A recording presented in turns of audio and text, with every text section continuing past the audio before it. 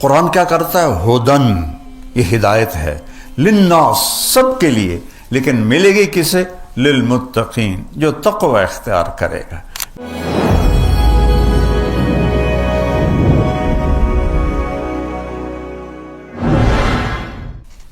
الذی انزل فیہ القرآن، قرآن کیا کرتا ہے؟ ہدن، یہ ہدایت ہے، للناس، سب کے لیے، لیکن ملے گی کسے؟ للمتقین، جو تقوی اختیار کرے گا، جس کی یہ چند صفات ہیں، اور ہر جگہ تقوی کو مختلف معنوں میں اللہ تعالیٰ نے بیان کیا ہے۔ اور بینات من الہدا، اور یہ کھول کے اس نے دلائل سے واضح کر دیا ہے۔ اینما تولوا فثم وجہ اللہ، جدھر دیکھو گے اللہ سامنے ہوگا۔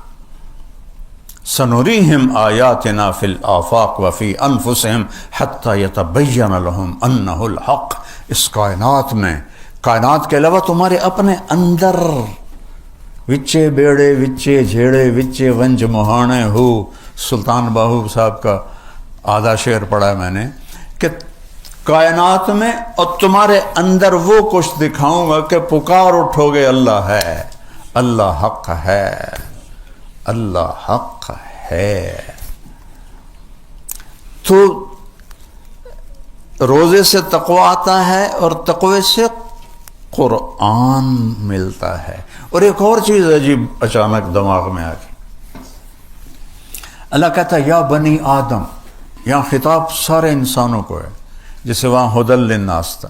قد انزلنا علیکم لباسا یواری سواتکم وریشا ولباس التقوی ذالک خیر۔ اللہ نے ہمیں دو چیزوں سے بنایا ہے، ایک جسم ہے، ایک روح ہے۔ تو پہلے اللہ تعالیٰ فرما رہا ہے کہ اے آدم کی اولاد، مسلم غیر مسلم، عورت مرد، تم مانو یا نہ مانو، ہم نے تم پر لباس اتارا ہے۔ یو ایس اپیرل نے نہیں بنایا، ہم نے اتارا ہے لباس۔ یہ کیا کرتا ہے؟ یواری سوآتکم، تمہارے جسم کے عیب چھپاتا ہے۔ اچھا، ستارہ بھی چھپانے کو کہتے ہیں، ڈھانپنا۔ تو یہ اوکھا لفظ کیوں اللہ لایا ہے؟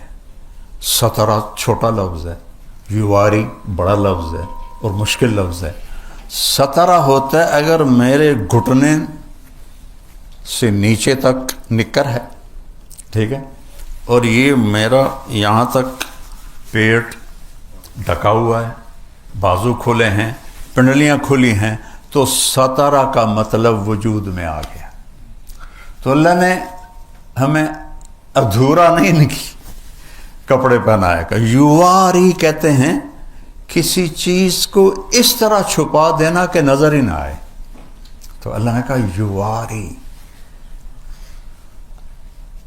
ہم نے تم پر لباس کو اتارا جو تمہیں چھپا دیتا ہے تمہارے سارے عیبوں کے ساتھ۔ ننگے ہونے میں کوئی حسن نہیں، اللہ کی قسم۔ مغرب کی عورت ننگی ہوئی بے قیمت ہوگی، ٹشو پیپر ہوگی۔ تو اللہ نے کہا سبحان اللہ، غور کرنا ذرا، ایک تو یہ تمہیں بالکل چھپاتا ہے، آگے کہا وریشا، اور تمہیں زینت دیتا ہے۔ لیکن لفظ کیا ہے؟ ریشا۔ ریشا زینت کو نہیں کہتے، ریشا پر کو کہتے ہیں، پرندے کے پر کو۔ پرندے کا سارا حسن اس کے پر کے ساتھ۔ مور کے پر کاٹ دو پچھوکی رہ گیا، ککڑ ہی رہ گیا۔ سارا حسن پروں میں، عقاب کی پرواز کا مزہ لینا تو اس کے پروں کا پھیلاؤ دیکھو، تو سارا حسن پر میں ہے۔ تو اللہ نے یہاں زینت نہیں فرمایا، اعلیٰ درجے کی زینت، ایسا لباس تمہیں دیا ہے جو تمہیں اعلیٰ درجے کا خوبصورت بناتا ہے۔ یہاں تو جسم آ گیا، اب آگے آ گئی روح۔ روح کو کیا پہنانا ہے؟ اس کو بھی تو پہنانا ہے۔ جسم ننگا ہو تو کہیں جا سکتے ہیں؟ یورپ کی بے حیا معاشرت ہے، وہاں پورے بیچ ہیں، وہاں صرف ننگے مرد عورت جا سکتے ہیں، کپڑے والے جا ہی نہیں سکتے۔ جب آدمی قرآن سے اسلام سے ہٹتا ہے تو جانور بن جاتا ہے۔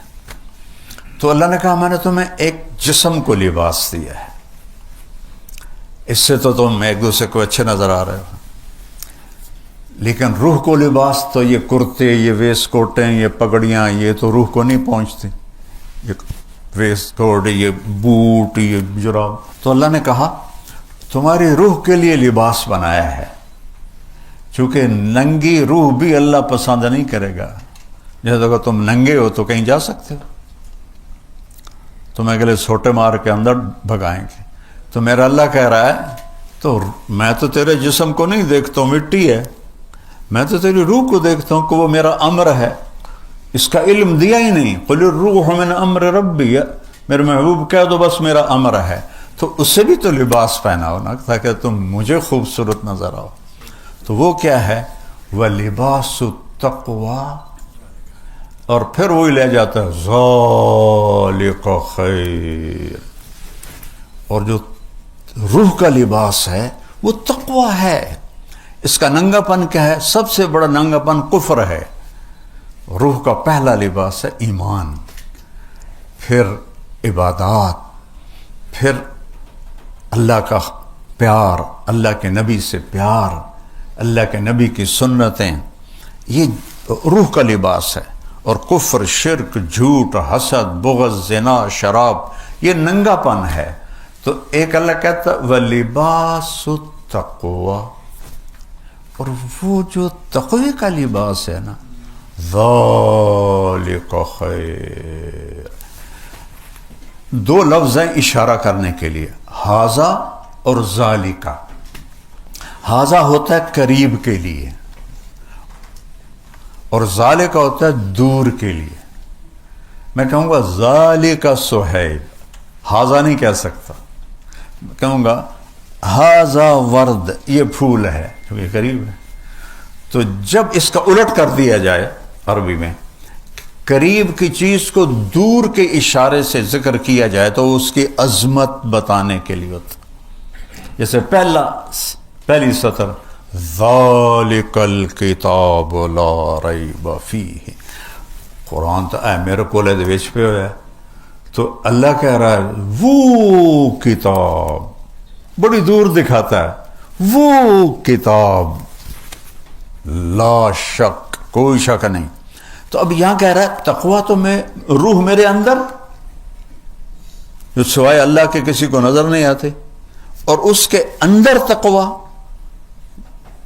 یعنی کھڈے کے اندر کھڈا، تو وہ تو صرف اللہ دیکھتا ہے۔ تو اتنی قریب چیز کو اللہ کہتا ہے ذالک خیر، وہ تقویٰ بہت اعلیٰ چیز ہے، وہ تقویٰ بہت اعلیٰ چیز ہے، جو تمہاری اندر کا لباس تقویٰ ہے، اور باہر کا لباس یہ اللہ نے بنایا ہے۔ ایک صحابی آئے، مالدار تھے، کپڑے میلے تھے، اچھے بھی نہیں تھے۔ آپ نے کہا غریب ہو گئے ہو؟ اب انہوں نے کہا جی نہیں۔ کہا تو یہ لباس کیسا پہنا ہوا ہے؟ چل واپس جا کے لباس تبدیل کر کے آ۔ اللہ اپنے بندے پر اپنی نعمت کا اثر دیکھنا چاہتا ہے۔ حضرت امام حسن علیہ السلام بہت اعلیٰ کپڑا پہنتے تھے، بہت قیمتی۔ تو ایک آدمی نے اعتراض کیا کہ اللہ کے نبی نے تو زہد سکھایا، تم اتنا عالی لباس کیوں پہنتے ہو؟ کہا میں اس لیے پہنتا ہوں کہ غریب کو مانگنے میں ہچکچاہٹ نہ ہو، اسے پتہ ہو کہ یہ پیسے والا ہے تو اس کو مانگنے میں آسانی ہو، اس لیے میں یہ پہنتا۔ سبحان اللہ۔ تو اب میں ایسے قرآن سارا ایسے جڑا ہوا ہے، آپ جب پڑھتے ہیں تو لگتا ہے کہ یہ اس نے ان سے نہیں مل رہا، یہ اس سے نہیں مل رہا، لیکن اللہ کی قسم یہ ہوتے ہیں نا زنجیر کی کڑیاں، اس طرح سارا قرآن اس طرح جڑا ہوا ہے، اس طرح ایسے جڑا ہوا ہے۔ تو انا انزلناہ فی لیلۃ القدر، شہر رمضان الذی انزل فیہ القرآن، یہ سورہ بقرہ وہ 30واں پارہ، سورہ قدر تھی، اور وَلِبَاسُ التَّقْوَى ذَلِكَ خیر سورہ رعد، لَعَلَّكُمْ تَتَّقُونَ سورہ بقرہ، اور ہدی للمتقین۔ یہ کہاں سے میں نے انزلہ اور تقوی کو جوڑ کے آپ کو ایسے زنجیروں میں پرو کے دکھایا ہے۔ تو قرآن غذا ہے جس سے تقوی پیدا ہوتا ہے، اور تقوی سے دین پہ چلنا آسان ہوتا ہے۔ آپ کی جو آپ میں سرجن ہیں ان کی پریکٹس اور ہے، جو فزیشین ہیں ان کی پریکٹس اور ہے، جو گائنیکالوجسٹ ہیں ان کی پریکٹس اور ہے، لیکن وہ کرتے کرتے کرتے کرتے سیکھ جاتے ہیں۔ ایک دم تو ماں کے پیٹ سے کوئی نہیں آتا ہے۔ تو جو صفات ایمان ہیں یہ سیکھتے سیکھتے سیکھتے آدمی سیکھتا ہے۔